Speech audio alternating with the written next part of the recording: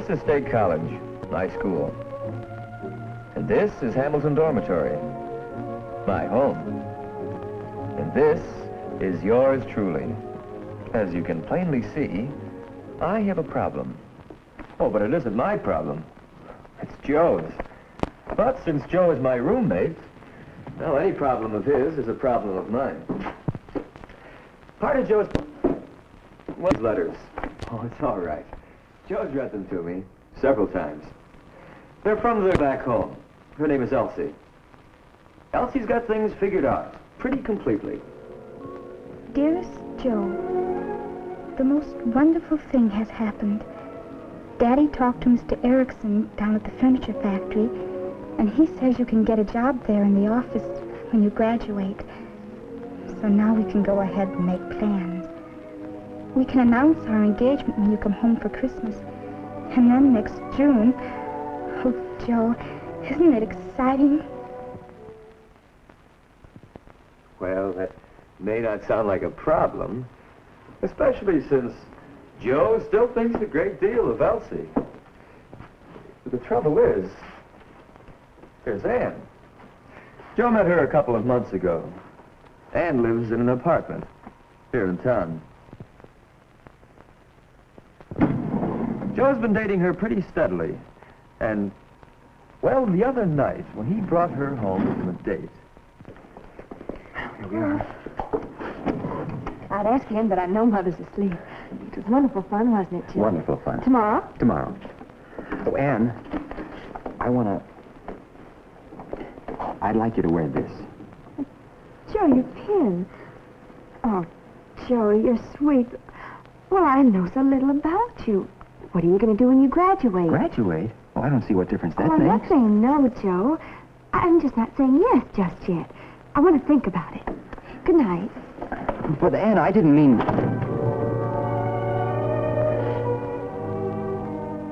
What did I mean?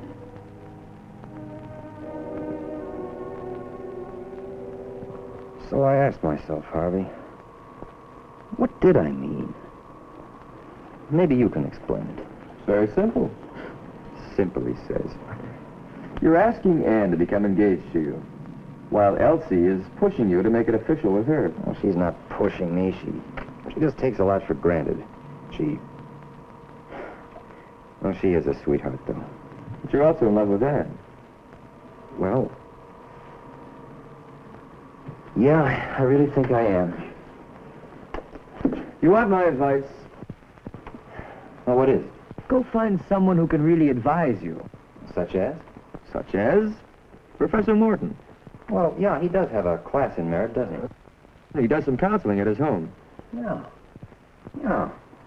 Say, maybe he can help me.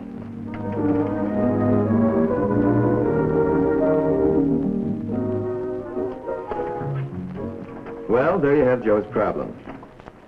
And how he set out to solve it. No, it isn't solved yet. Professor Morton didn't make Joe's decision for him, but Joe's consulted him several times. In fact, he's over there this afternoon. And he's just getting back.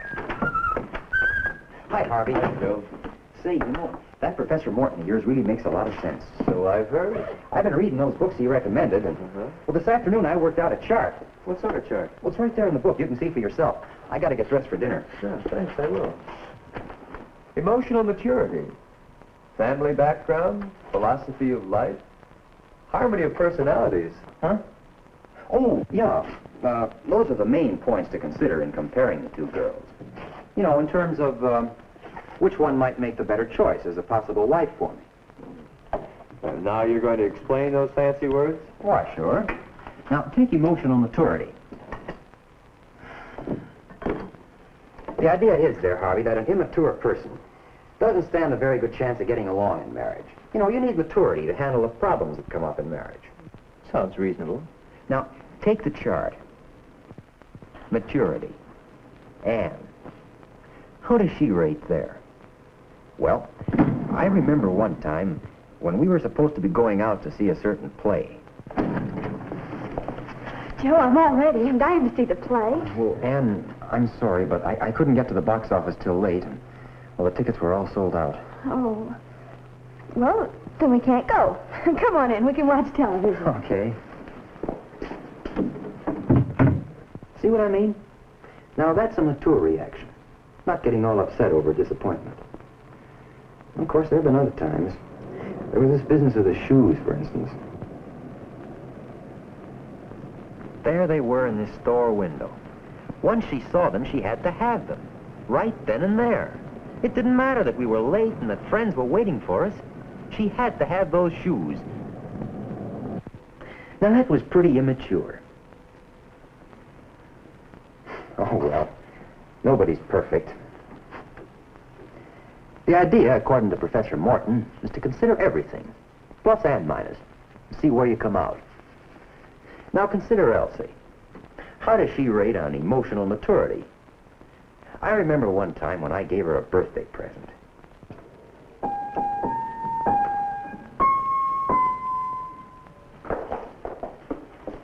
Hi, Elsie. Hi. Happy birthday. Oh, thank you, Joe. Just knows the scarf I wanted so very much. Well, open the package.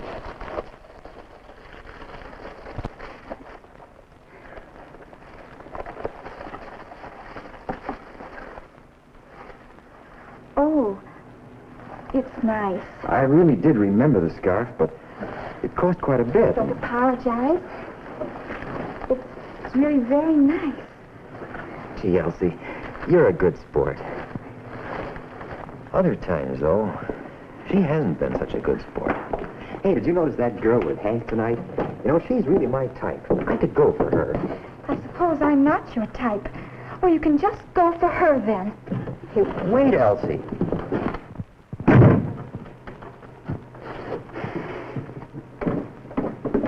She didn't speak to me for a week. We made up, though. But you know, it's little things like that that give you an insight into how mature a person Hey, what are you doing? Well, Joe, how mature are you? You know, sometimes you do get upset. You win. I guess I should be mature, too, if I'm going to get married. Well, that's something else to talk over with Professor Morton. All right. Now, what about these next points? Family background, philosophy of life. Well, what I've learned there is that two people have a better chance of being married, happily, if they're pretty much alike in family background and the way they look at life. But you'll never find someone exactly like yourself. Well, no. No, that's where the last point comes in. Harmony of personalities. Oh, I see. If a couple can give and take, they can compromise. If they can enjoy the differences between them. Speaking of families, what do I know about Anne's? I've only met her mother once. And that time... Oh, Mother, this is Joe. And my mother, Mrs. Merriman. How do you do? How do you do, Mrs. Merriman? Mr. Foster just called, and we're going out to a late show. I gathered that. Good night. Good night. Good night, dear. Good night. Good night, Anne.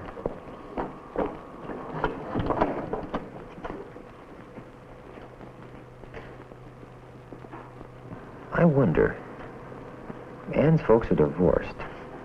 And Anne doesn't like the man her mother dates. That could lead to problems. Other things can lead to problems, too. Would you care for anything else? All right, I'll get the check, sir. Say, Anne, how would you like to go to church with me tomorrow morning? Church? Joe, I'm afraid I've rather outgrown church. Oh, I like it. Then we'll go. Thank you very much, sir. Well, maybe we aren't likely to have trouble over religious differences. Take money, though.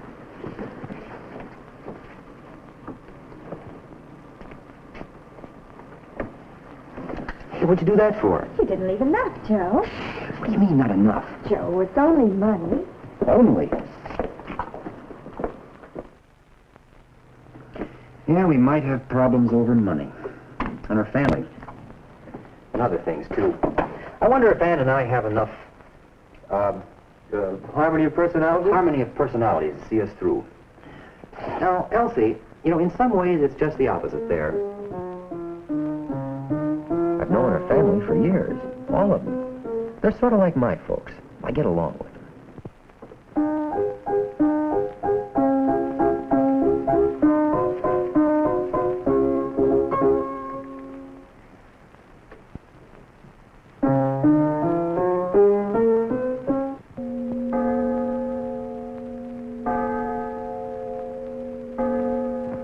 But church is another matter. Elsie takes her religion seriously. Only it isn't the same church as mine. We could have trouble over that, unless we really work it out before marriage.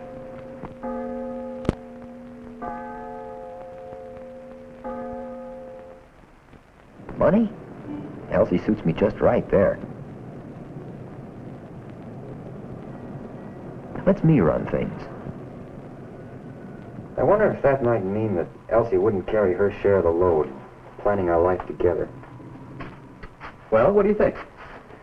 Well, I think I better get going. Hey, does this date with Anne mean she's the one you've chosen? Well, this may surprise you, Harvey, but I haven't made my choice yet. However, Professor Morton speaks quite highly of dating as a means of getting to know a girl better before you decide. Hey, shut the...